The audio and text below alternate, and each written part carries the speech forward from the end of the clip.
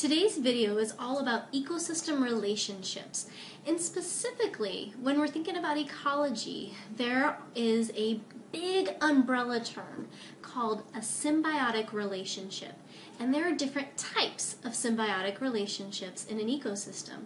And so today I'm going to share 3 different stories with you that are going to hit on 3 different types of symbiotic relationships. So let's dive in and take a look. The first story I want to tell you is a story about the crested bellbird and the hairy poisonous caterpillar. In this story, which is actually a true story, even though this looks like a very small bird, it can use this pointed beak to find and paralyze the hairy poisonous caterpillar. From its name, you can see and notice on these spikes, they carry poison, and anyone that comes into contact with them will be poisoned based on their name. But this crested bellbird and its beak is able to get in there amazingly enough without getting harmed, and they pinch the body of the hairy poisonous caterpillar, and they carry them back to their nest, and they will line the sides of their nest with these hairy poisonous caterpillars. And what it will do is serve as protection. Because the hairy poisonous caterpillar is still alive, just paralyzed and traumatized, its poison is still active. And so it will serve as a protection around from any predators trying to come into the nest, which is quite amazing that the crested bellbird has figured this out. And so in this relationship, one is definitely benefiting, and that is the crested bellbird. It receives protection in this relationship. However, another is not being benefited. The other one has all sorts of problems going on. It becomes paralyzed, and so it is a very big negative for the hairy poisonous caterpillar. So in this relationship, one organism benefits and the other one is harmed. Our second story involves 2 things that anyone who has seen Finding Nemo will actually find very familiar. It's the story of the clownfish and the sea anemone.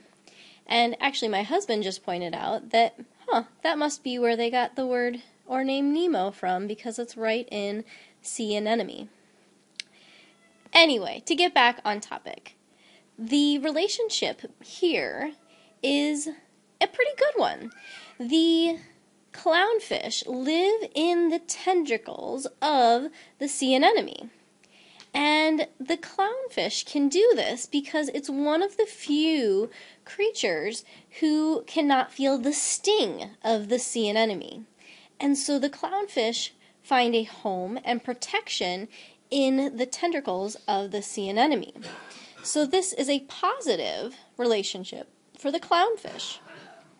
Now this is also a positive relation for the sea anemone, because the clownfish will actually help to keep the sea anemones healthy by eating dead tentacles of the sea anemone.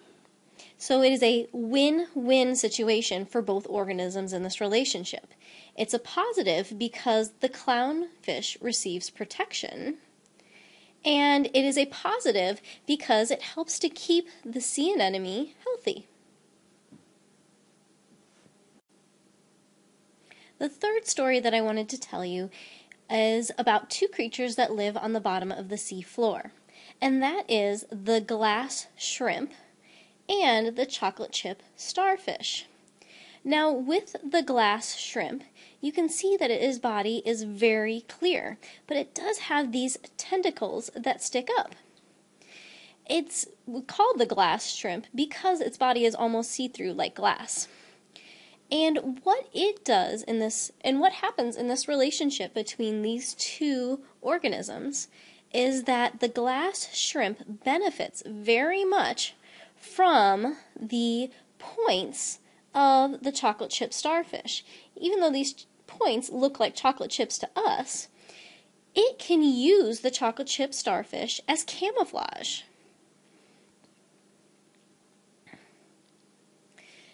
And it gets benefit from that protection because it can blend into the environment from any predators that might be trying to capture it or eat it. Now, in this relationship, one organism is benefiting. But does the chocolate chip starfish, are they bothered by the glass shrimp? No, they're not. It's kind of a wash. There is no positive or negative for the chocolate chip starfish to have the glass shrimp on top of it. The glass shrimp doesn't clean it. It doesn't help to make it better or healthy. It's just kind of neutral. It just kind of hangs out on there for protection, and then it leaves. And the chocolate chip starfish gets nothing out of it. So in this relationship, one organism benefits, and the other one is no bother. So all of these stories I've told you are examples of symbiotic relationships, which I said at the beginning of the video is an umbrella term, meaning that there are lots of different types of symbiotic relationships. And the three stories that I told you actually fit under one of the three terms that are literally under the umbrella. And so with this, I want you to be able to understand the three ones listed here on the screen: parasitism, commensalism, and mutualism. Parasitism is when one organism benefits and one organism is hurt. Commensalism is when one organism benefits and one organism is not affected. And mutualism is when both organisms benefit. So thinking about the three relationships that I told you, which are examples of what story and what relationship there? Which would be an example of parasitism? Think about that. It would be the birds that we talked about at the very beginning, the first story that I told you. The next one, commensalism, think which is an example of that. Which one is when one organism benefits and one is not affected? Well, that was the shrimp. The glass shrimp benefits and the starfish is not affected.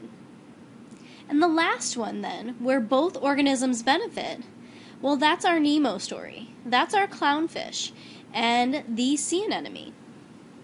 So think about these three types of relationships as examples of symbiotic relationships, and try to think about how you could start to categorize different relationships in an ecosystem into one of these three areas.